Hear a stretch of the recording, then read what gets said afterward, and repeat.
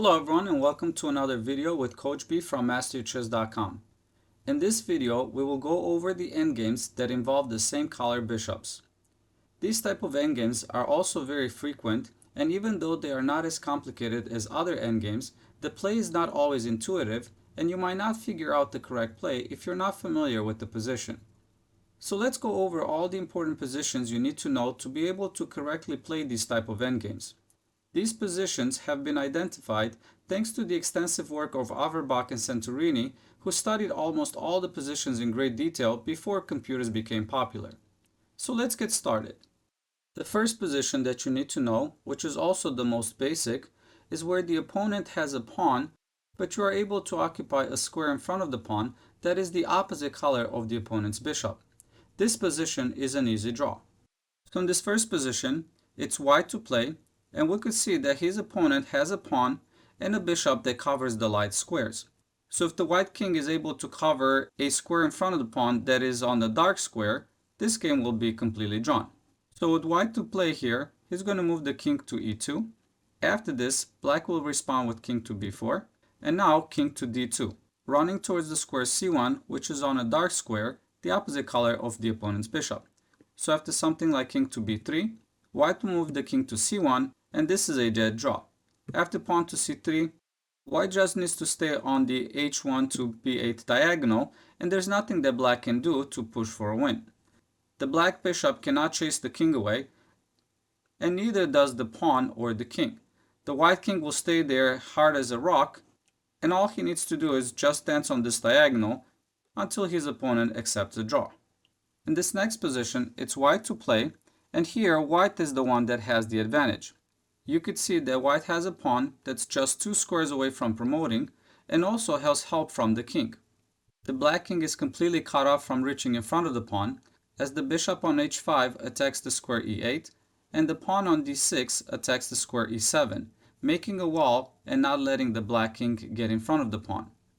So here the only hope for black is sacrificing his bishop for the pawn as he reaches d7. And obviously white is going to try to prevent that. However, making this happen is not that easy if you're not familiar with the position. After something like bishop to g4, let's say black moves the king to g7. After bishop to d7, challenging the diagonal of the bishop, black will retreat, let's say bishop to c4. And now, moving the bishop to c6 to making room for the pawn to march forward will be met with bishop to e6.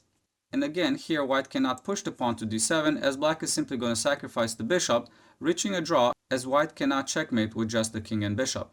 So coming back, if instead white here tries bishop to d7, challenging the bishop again, the bishop will retreat, let's say bishop to c4. After something like bishop to f5, black will respond with bishop to b5. Coming back, no better is bishop to e8, as black can simply move the bishop to e6, waiting for the pawn to reach d7 so he can sacrifice the bishop. And you could see that this game is not that trivial if you're not familiar with the position.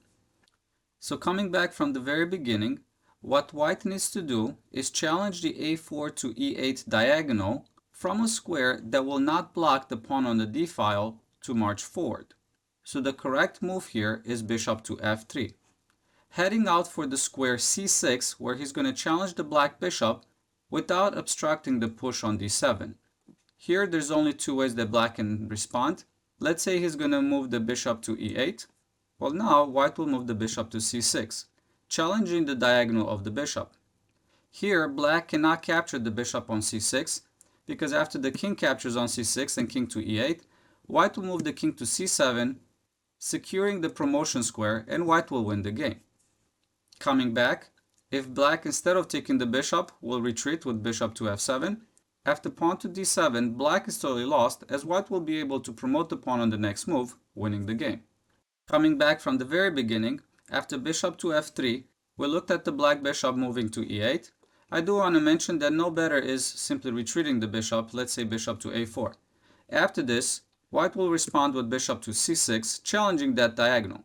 We saw that black cannot take white's bishop as white will still be able to promote the pawn and win the game. And if the bishop will simply retreat, let's say bishop to d1, white will push the pawn to d7 and then promote the pawn, winning the game.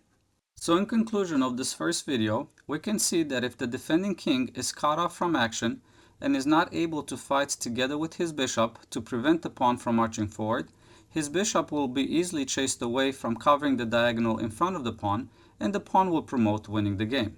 And this will conclude the first video for today, and I encourage you to stay tuned for the next video where we will look at available defense techniques where the king will be able to fight together with the bishop to reach a draw. Thank you and have a great day. If you liked my video, don't forget to subscribe, and I encourage you to visit my website masterchess.com where you can learn, practice, test, and master your chess knowledge.